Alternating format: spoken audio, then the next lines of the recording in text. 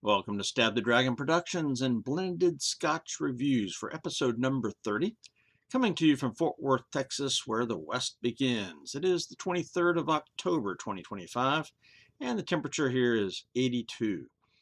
We're taking a pleasant side trip from our Blended Scotch tournament to conduct our second family feud of blended scotches. Previously, we did a family feud with the Dewar's family, and now we are in the famous Grouse family. The Grousei, Grouses, Grice. Now, the Dewar's feud was not very successful. So for the Grouse family, I'm going to take more time. I'm going to be more thorough. And we have already reviewed the famous Grouse and the famous Grouse Ruby Cask.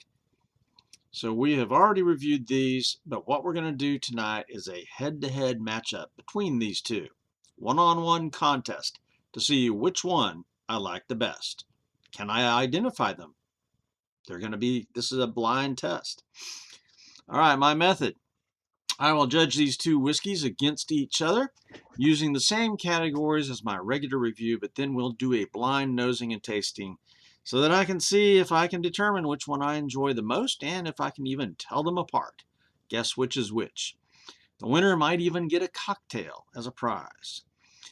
So, the competitors. First of all, we have the famous Grouse. This is a blended scotch using an undetermined number of malts and single grain whiskies, all from Scotland and aged at least 3 years. This 750 milliliter bottle is 80 proof and cost about $21 in Fort Worth.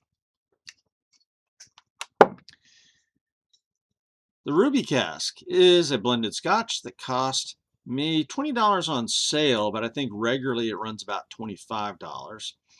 750 milliliter bottle and also 80 proof.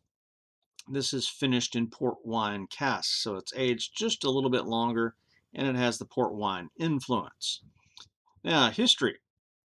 Famous Grouse has been out in this form since about 1905, but the Ruby Cask only since 2018. So for history, the famous Grouse wins. Bottle, label, and marketing.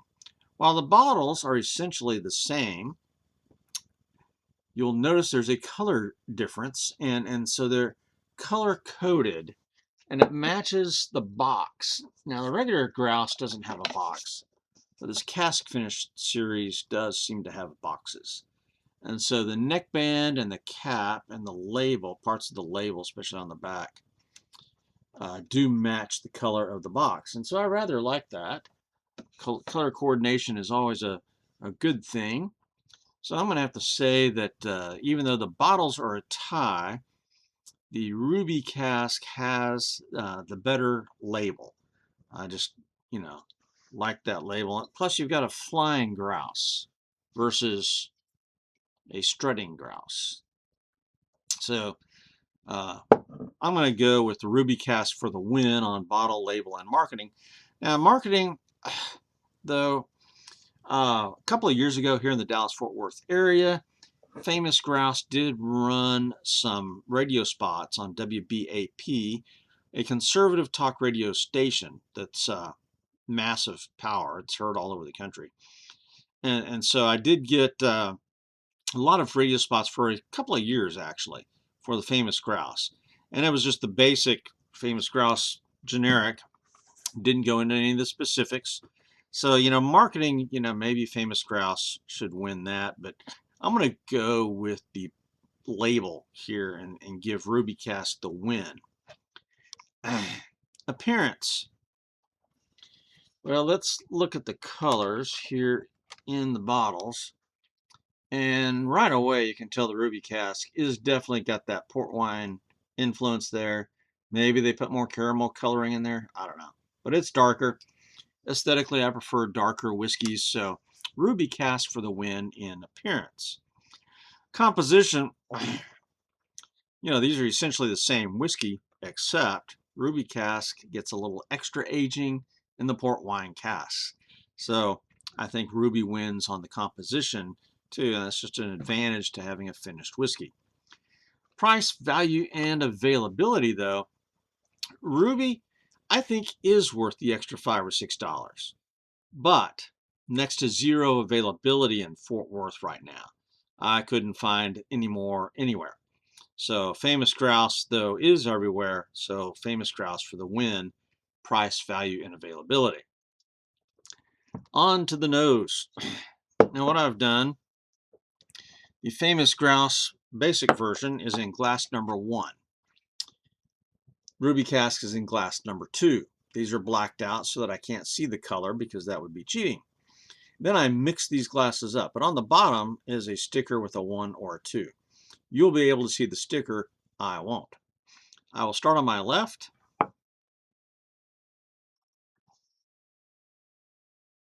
And it's got a pleasant nose, noticeable nose, malty, sweet, maybe some hints of fruit.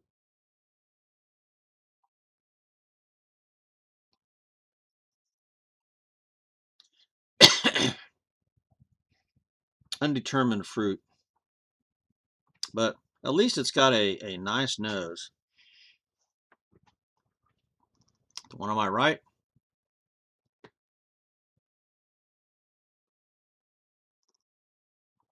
little bit fainter, less pronounced nose.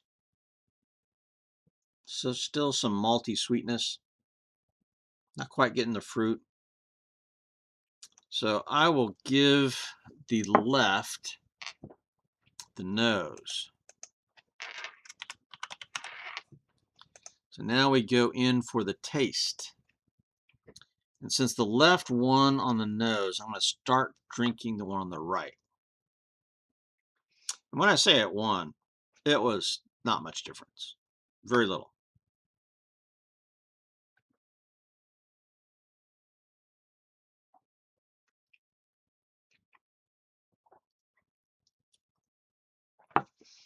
And I really do like the Famous Grouse. It's got a little bit of sweet, a little bit of malty, spicy.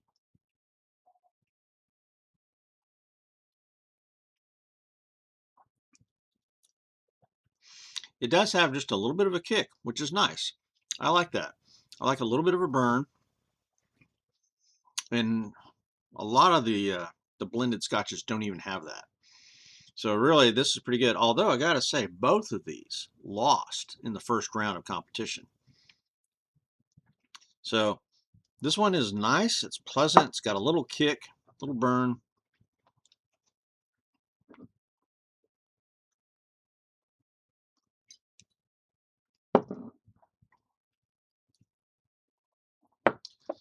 All right, we'll go to the one on my left now that had the stronger nose.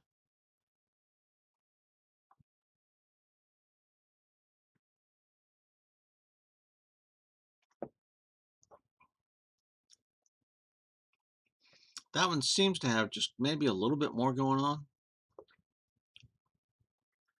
I don't know, maybe not.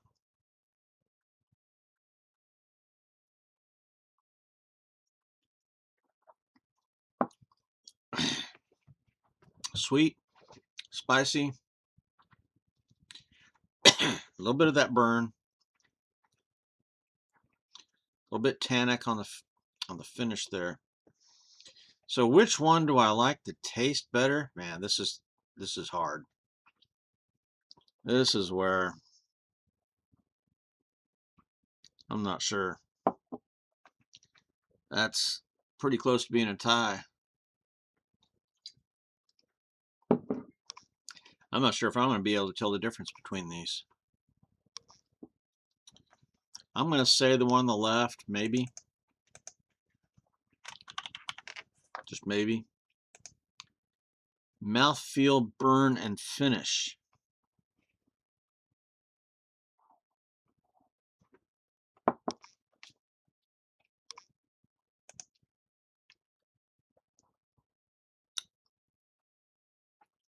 It's got a decent mouthfeel. I wouldn't call it thin.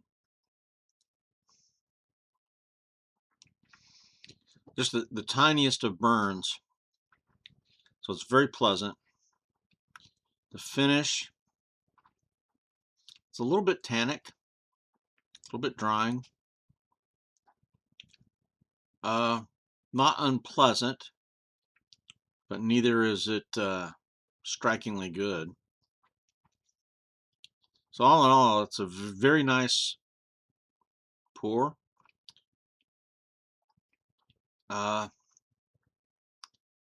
mouthfeel, burn, and finish. Okay, let's try the other one and see.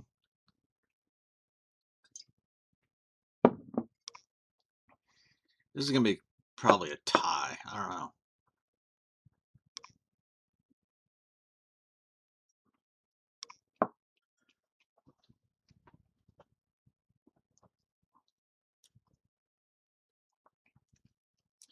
You know, there's a little bit of fruit going on with that one. And I get that on the finish. So I'm going to say the mouthfeel and burn are the same, but it's got a little bit of a sweeter, fruitier finish. So I'm going to go with the one on the left.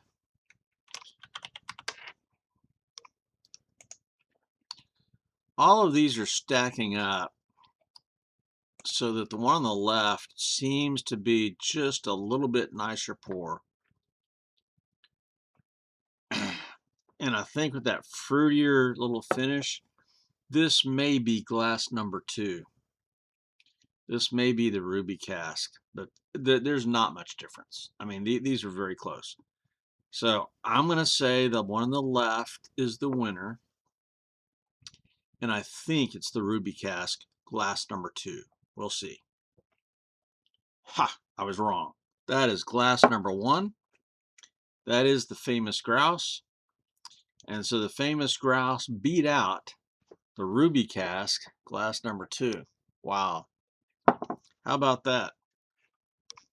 Okay. Like I said, there wasn't a whole lot of difference, but everything seemed to lean left. So the winner is famous Grouse. And which is which? Failed. Could not identify which was which. So there you go. What this then means is that the winner gets a cocktail. So let me pause this and go make a famous Grouse cocktail. I'll be right back. All right. I have not made a cocktail with famous Grouse that I can recall. If I have, it is this one. And this is quite simply a ginger ale with famous Grouse and a lemon. I'm using Fever Tree Premium Ginger Ale, which I might say I will never buy again. It's just not any better at all than Canadian Club. Canadian Club is cheaper, and like I said, we like it better. So, but I mean, this isn't bad. It's not cost effective. It's not, there's nothing extra going on there. So a lot of people swear by Fever Tree, but I really couldn't tell any difference. So here is the ginger and scotch with lemon.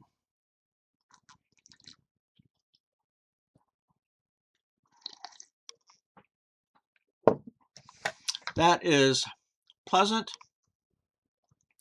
but there's a reason why I don't make cocktails with famous Grouse. I just don't think it holds up well. I put a little bit more than a shot. So this might be 2 ounces of famous Grouse.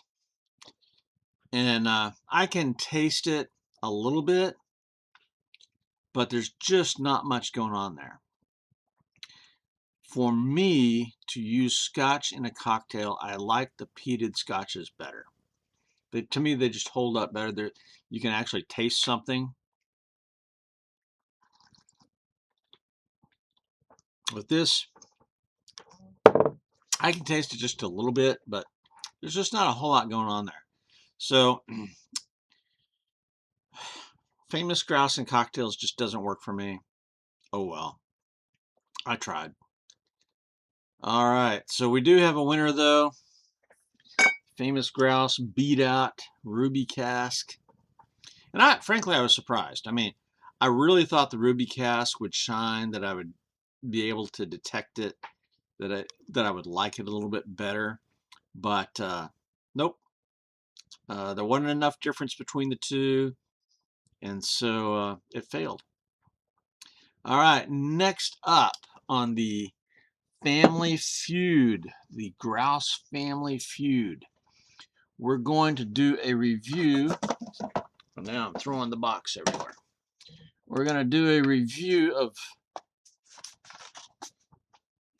Famous Grouse Bourbon Cask.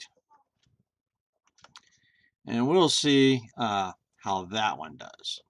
All right, this is Blended Scotch Reviews for Stab the Dragon. Out here.